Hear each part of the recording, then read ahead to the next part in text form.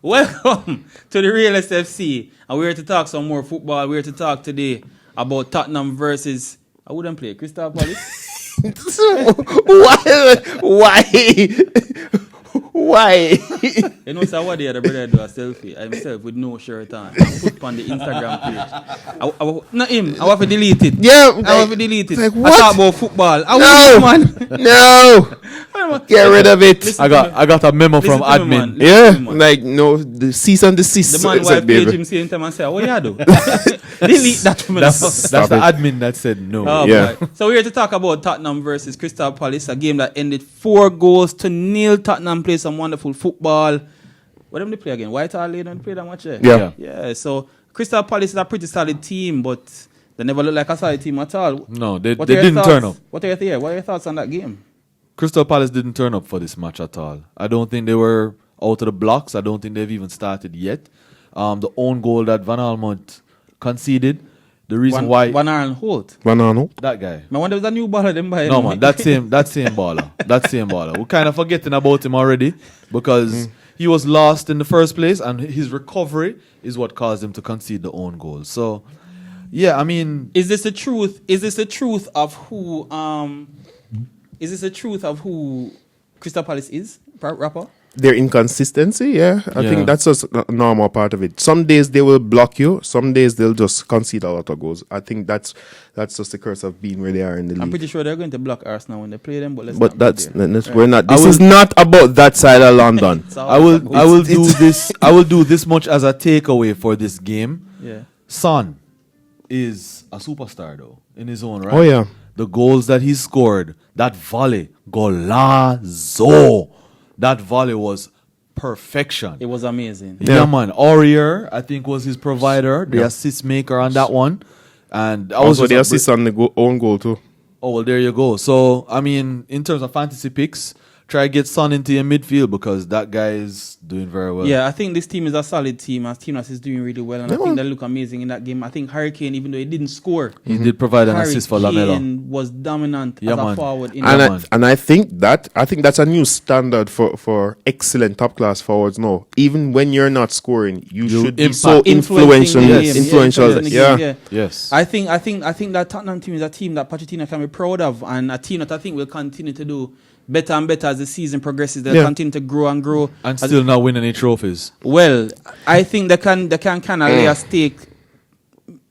They can probably win like is Carabao name no? Carabao. Yeah. Carabao. Or a FA Cup. If they can reach a Champions League final, they can win something. What's that mean, man? It's interesting to see. I saw for Eriksen to be starting. I kept saying it. If he's gonna stay there for this year, start him. Every single game he should be out there. He didn't have a great game. But he was there, and he will give you the odd assist and goal. How did your fantasy picks do? Did you pick any? No one from Tottenham. Yeah, you know what? This game I did not put Son in my side. Oh darn! But I did have Eriksen, and Eriksen didn't give me any points really, except for maybe a clean sheet. So for those who used Harry Kane, they would have gotten an assist. But otherwise, yeah, this game didn't give us much. Fullbacks again, fantasy-wise, Aurier got 2 assists because he would have gotten for the own goal as well. Well, there you go. So for those who pick Aurier, I didn't see him starting though, to be honest with you. And that's why I've shied away from Tottenham defenders fantasy-wise. Since Ben Davies has been out of the squad, he's the only one I knew that would be effective going forward, and he would play. Sometimes I'm not sure who's going to play defense. So it's really hard to pick any of those players apart from the staples. The centre backs, you get Alderweireld almost every week. Vertonghen might be rotated with Sanchez. Rose will get rotated too. Aurier will get rotated. You never know. Even though when they play, they do well. You just don't know who's going to play. Right now, I would say the consistent people for Tottenham, Harry Kane. The front. Son, Eriksen. Those are your consistents. Lamela seems to be getting a lot of minutes and he's scoring. Yeah. So he may be a good pickup. But even then, you never know. All right, well, that 4-0 was kind of predictable. But not 4-0, but a victory. Yeah, a victory was predictable. So we're going to run along and go all the way into. Yeah, we're going to run all the way down to Old Trafford. And we are going to talk about Manchester United versus Leicester City, which we thought was going to be a pretty tight game, and it did indeed turn out to be a pretty tight game. With Man U shaving it 1-0. It's an early penalty, and guess who stepped up? Yeah, for the first time in maybe 15 years, Manchester United scored a penalty. I'm sure it's just a year. Oh, snap. But I mean, I think this is a pretty good victory, guys, on the part of Man U, especially with Pogba being missing. I actually thought they probably would have struggled, and they did indeed struggle, They did indeed struggle. But McTominay... Yeah, brilliant game from McTominay. The baby face, I can't call him assassin, but the baby face midfielder. Yeah, he brilliant did game from play McTominay. hard. Yeah, man. Yeah. And you guys, I should actually give you guys a nod on this one, because I was the one saying last week that if you were to put McTominay in this side and have him playing like as hard as he played, you would find gaps around where that section is, and somehow maybe the side look better without Pogba. Mm-hmm. What do you say? Sometimes that happens, You lose your quote-unquote best player. You're forced to actually play football with each other as opposed to through your best player ball. And we've seen them. This is one of those cases where they were better together than apart. Yeah. Yeah. So I didn't have a great game. They still look pretty shaky, They didn't have a great game. I mean, a win. Let me tell you something. A win. A one-love victory. The most important thing about this win is the clean sheet. Yes. Yeah. I think for Manchester United to get a clean sheet on this one, I mean, with all the hype surrounding Maguire and the way the entire backline, David De Gea has been slumping a little bit in his form, to get a clean sheet against Leicester, one of the teams that I've said Vardy always scores against Manchester United, and look at that, they were able to quiet the storm. So yeah, I think Ole, as much as Ole is an offensive minded in his playing days, I can't say he's offensive minded. I know in his playing days he was a forward. Right. But the thing is, we're building on the foundation that is Harry Maguire. We're building on Lindelof. When I say we, I mean Manchester United. Building on Lindelof, building on McTominay. And I think that's a pretty solid foundation to build the team. Build this new iteration of Manchester United on defense. Do you agree? Yeah, I mean, I would still like to see them replace that Ashley Young, Luke Shaw position.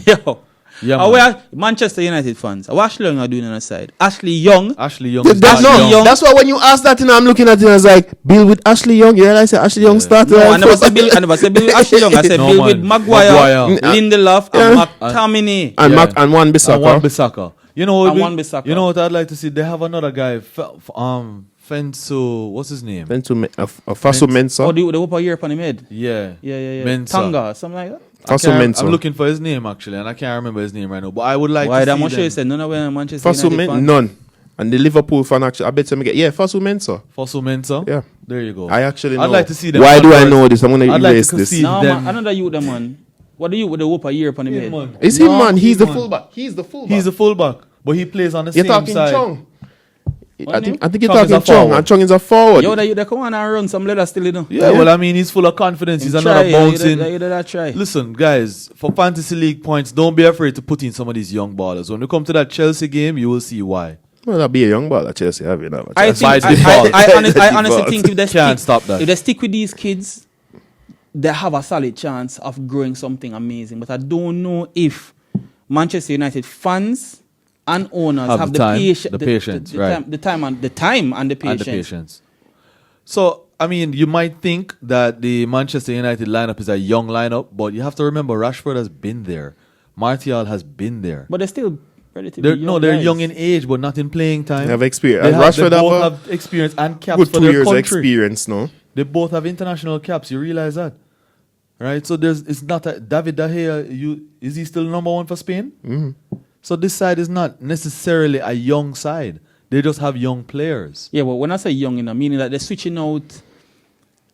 How do I say it now? Instead of refreshing the squad, which we're having this argument right before we started the shows.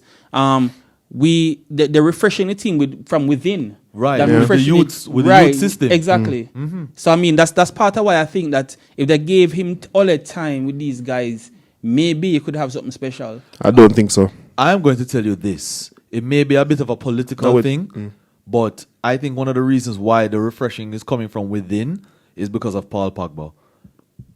I think that Paul Pogba move that would have happened to PSG is what they would have used. Is what they would have used, and they would have wanted to replace that with a marquee player. Yeah. Don't get it twisted. I believe United will always try to go into the transfer market and get at least 2 marquee players. They got Maguire, who they were trying for from Jose days, and I think they would have gotten either a solid midfielder or at least try to replace a Lukaku. And remember, just add something too. Me honestly, nothing say Paul Pogba. He has not all that. No, I've never thought he was all that. From he was a kid and he went to Juventus, and remember, he haggled for the move away from Man U initially. And I say, why is he so hype? Yeah, you must say wicked. Yeah. No, he is good. So he went to a league. I'm not saying he can't play football. No, but the league that he went to fitted his profile. It fitted his style of play. It's like somebody from Krypton coming to Jamaica, coming to Earth. You're a superhero. No, that's what I'm saying. No, you're a superhero when you come here, but on Krypton you're normal. So the thing is, when him in Italy, him faster than them, him stronger than them, him skill. So him used to dominate in that league on a team that dominated the league. So I mean, all of a sudden, you say Paul Pogba the best midfielder in the world. Paul Pogba? I never saw it. No, sir. I think Paul Pogba is a very. I just said he was good. I think he's a very good footballer. I just think he is stuck in a team that is nowhere near his quality, and I think he's also helped to create an environment there where people don't trust the coach. Right. They probably don't even trust each other. And he's just in the middle saying, I want to leave. He wants to leave. You want to leave where you are, where you're clearly better than everybody else, and everybody else is quote-unquote pulling your back. It's going to be reflected in your play. But at the same time, though, his stats aren't bad. Pogba's stats aren't bad. So he doesn't want to be there. He's a good player. So, which is why I'm not going to knock him and say, oh, well, he was at Juventus. He was something of a god on a Juventus, and he's back at English Premier League. He's amongst his peers. I think he's one of the. I think his lack of influence on the team is reflected because of how the entire team is playing. And no matter how good you are, if I be a buggy around, you're going to have buggy results. Especially going forward. All right, so with that said, your fantasy picks, how did they perform? Rashford. We did say Rashford. You want something? Yeah, man, we said did Rashford. Say Vardy as well. But the game was close. One out of 2. Yeah. All right. I had Maddison. That didn't work out. I was hoping Maddison would have at least get an assist. Well, I mean, if somebody had picked Maguire in the fantasy team, I mean, you'd have got No, nobody picks Maguire in the fantasy team. I'm not picking anybody. No, he's just a waste of time. He's not going to give you anything else but a clean sheet sometimes, and he hasn't been doing that. I did, however, have Wan-Bissaka by Buckups.